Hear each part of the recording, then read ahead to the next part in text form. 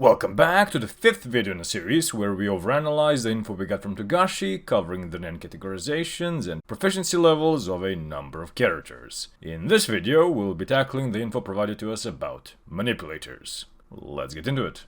Let's kick things off with one of the most loving of Oni-chans around, Illumi Zoldyck. Illumi is a pure manipulator, in both NEN and personality. As you may have noticed, a lot of manipulators use physical objects to facilitate their abilities, most likely due to the fact that a lot of their Hatsu tend to be a one-hit win, making the category very inherently dangerous, but also making it very susceptible to restrictions and pledges of varying severity. In Illumi's case, this restriction manifests in the form of physical needles imbued with NEN, with which he must pierce his target in order to exert control over them. Pretty minor as far as restrictions go, since he seems to have an unlimited amount of them. It's implied that he has multiple types of needles, which create different types of needle people, though we've never gotten a concrete delineation within the various subtypes. We do know they are the basic needle peeps, which are easy to distinguish from regular humans on account of everything about them. When pierced, they hyperfocus on completing whatever goal Illumi has tasked them with. The needle also suppresses and all inhibitions in the person, including the also beneficial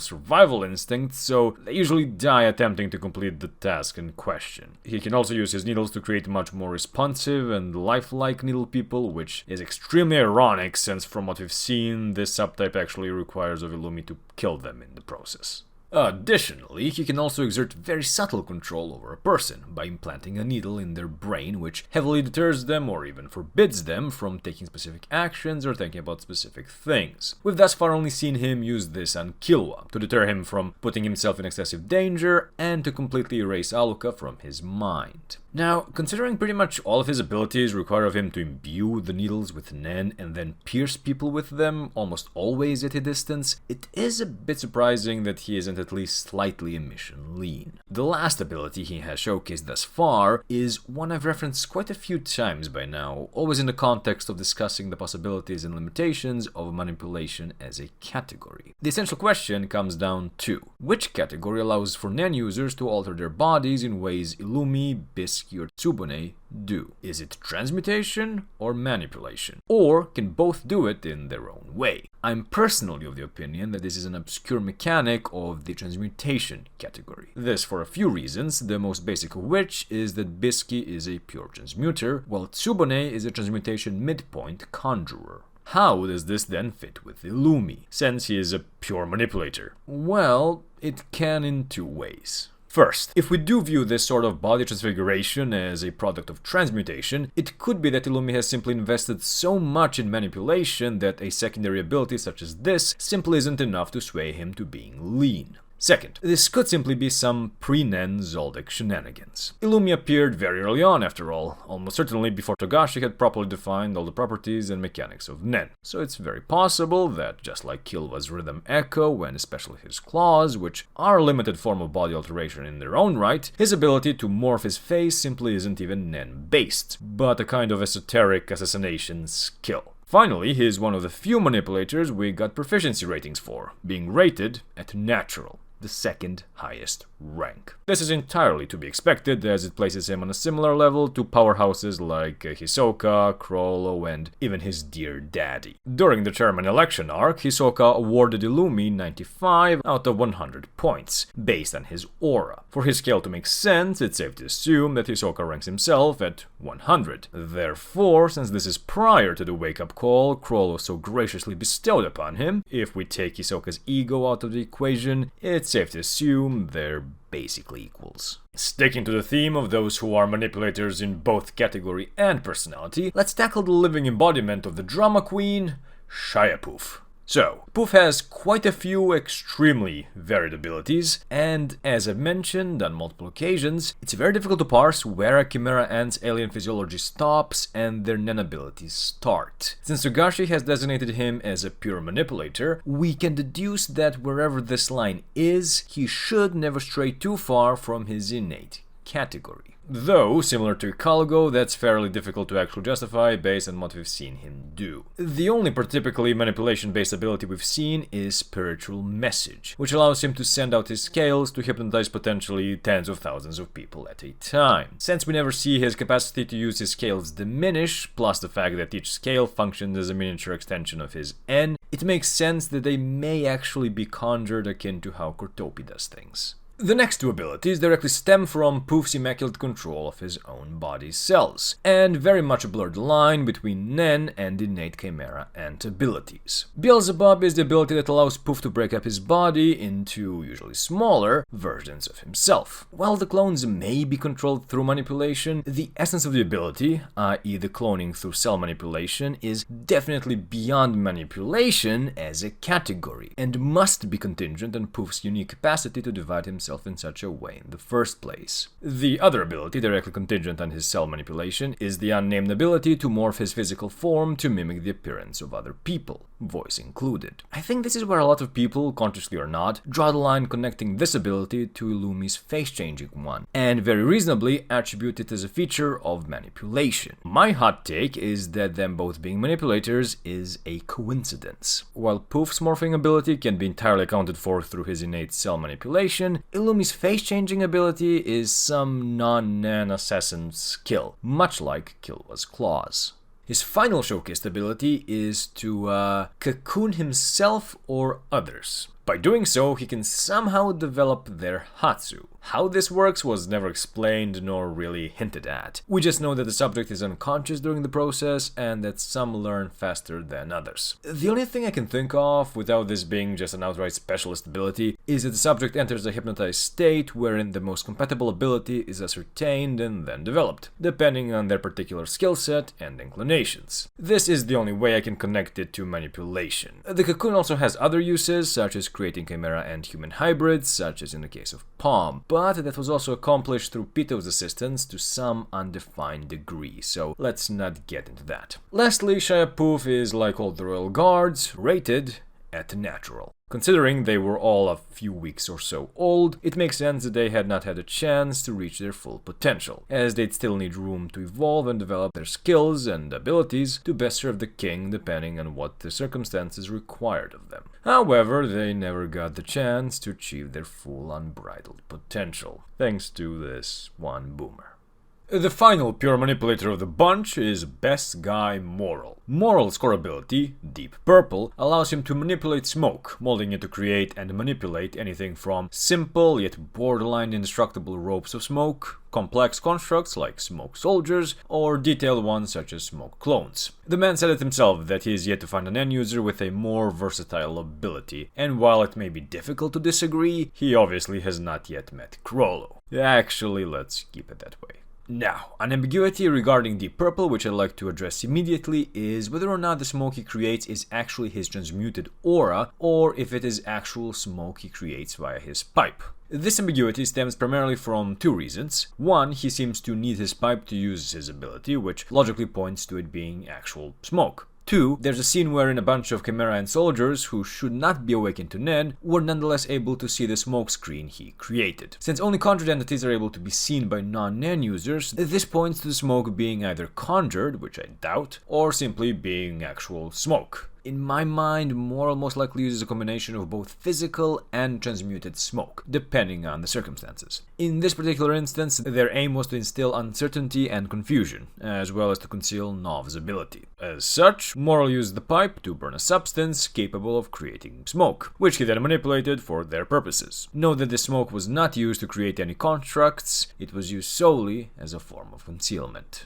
However, for the majority of his combat-oriented abilities, he'd indeed be transmuting his aura into smoke, with his pipe serving as a sort of condition/restriction for him to use any of his abilities in the first place. This makes sense because A, we've seen him creating and solidifying smoke through the pipe while underwater, which tells us it must be transmuted, and B, considering how much his ability relies on transmutation, the category directly opposite his own, it makes sense why he needs such a severe restriction. Note that without it, he is unable to form any smoke constructs whatsoever, despite them being transmutable. Now, the Nen soldiers he creates by emitting a portion of his aura to serve as the nucleus for the smoke to form around may or may not be created through real or transmuted smoke. I believe that they can be created in both ways, using different methods. The initial soldiers he created to go around the city and sow confusion would need to play the part of actual enemy combatants, and to do so, they need to appear as real as possible. As such, they were most likely created using actual smoke, coalescing around an emitted core, since it'd be very difficult to maintain their form and control them otherwise. Conversely, we know he can create smoke soldiers through transmutation, since we saw him do so during the palace invasion while battling Poof. He was also never shown emitting a core while doing so, which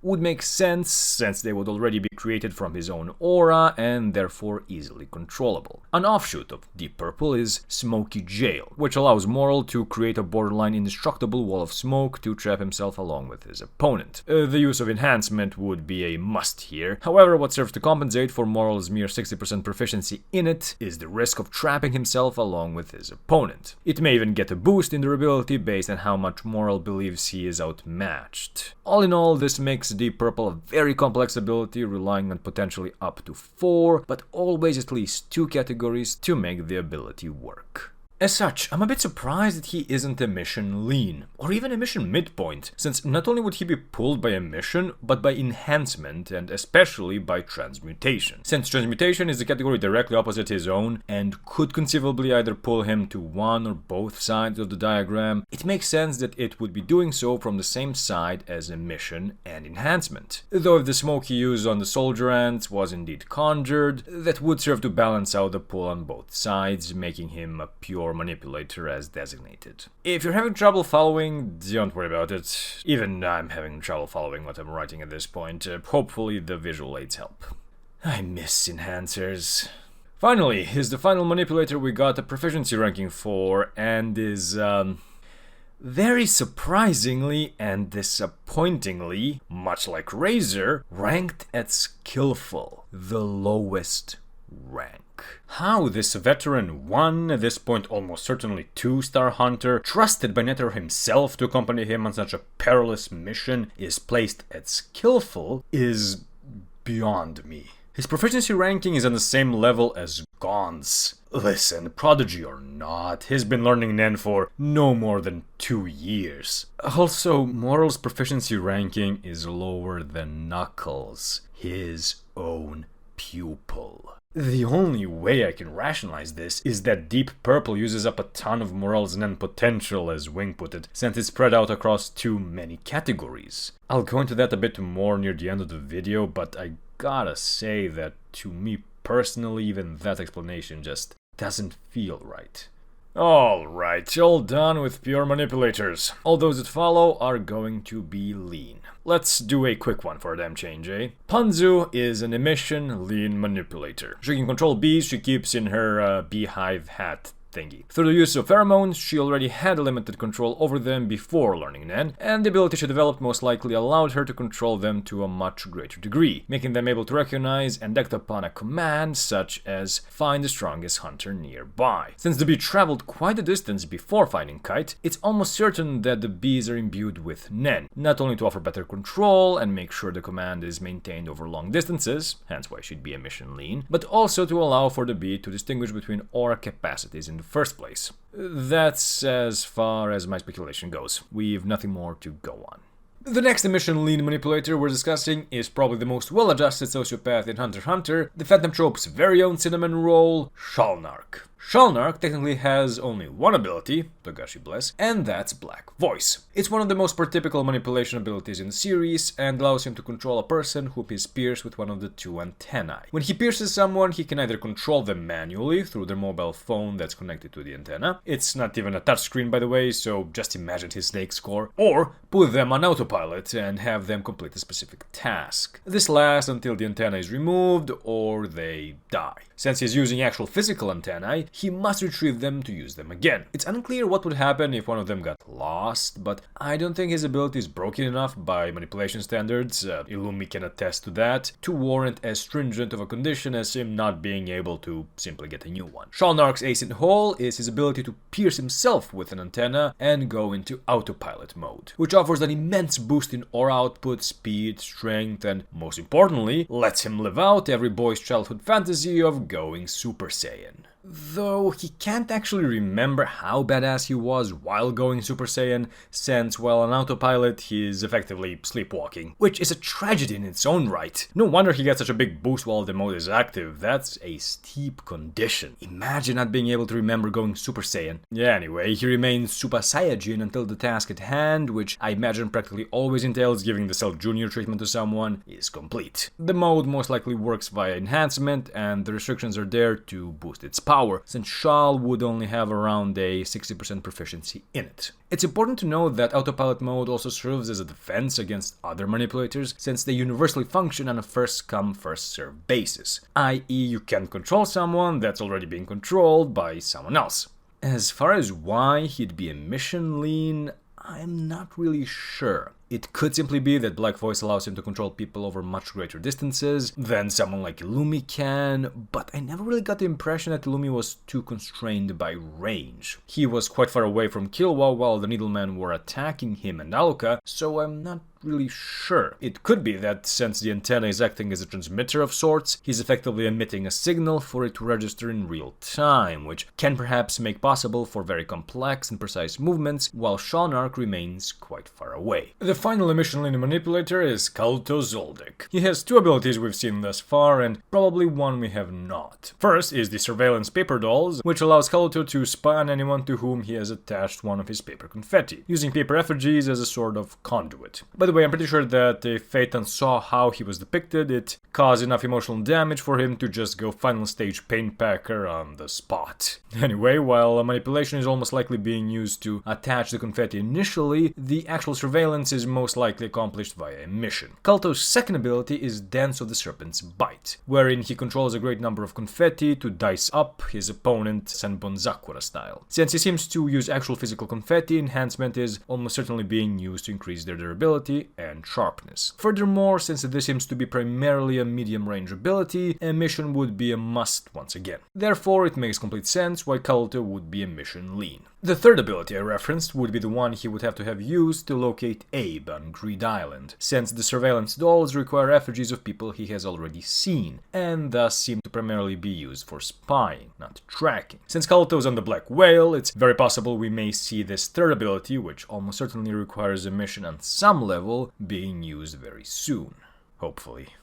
The last member of the Zoldyck family to have been given an official category membership, Miluki, is also the only Specialization lean character, being a Specialization lean manipulator, of course. Now, we've never been given any specifics or even real implications regarding his Hatsu, so I won't even speculate on it. What I'd like to briefly focus on are two things. First, while Nen typology is definitely not as hereditary as I initially thought, it seems that it is to some extent, as all three black-haired Zoldyck children are baseline manipulators. Both of the silver-haired Zeno and Silva are emitters, while Killua, the odd one out in more ways than one, is a transmuter, and thus does not share a category with any of his immediate family members, as far as we know. I have nothing much to add or conclude on this point, it was just an observation I wanted to share. Second, Miluki may be the first and only character we've seen thus far to be undergoing a natural Nen-type shift. It was mentioned that conjurers and manipulators have the highest possibility to shift to being specialists later on in life, though this is supposed to be an extremely rare occurrence even among them. Keep in mind that what Kurapika does is entirely different. He is not even a proper specialist, but as I've mentioned a few times before, a special kind of specialist. While I doubt we'll have the chance to, I would really like to see this natural Nen-type shift explored. It seems Specialization is the only category a Nen user can actually entirely shift to. This is different from midpointers who still possess and are a part of their baseline category, but have gained greatly increased proficiency in an adjacent category, at almost certainly the cost of their innate one. This is potentially why no lean or midpoint characters receive the proficiency ranking, since it's already really difficult to master one Nen category, let alone two, and at an overall diminished proficiency at that.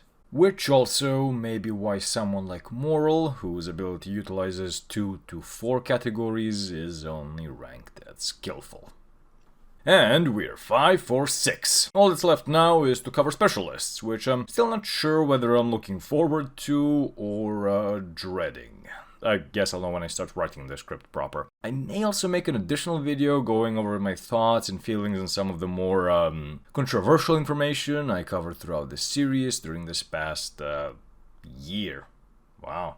In any case, thank you very much for watching. Feedback is always appreciated, and I'll see you in the next one.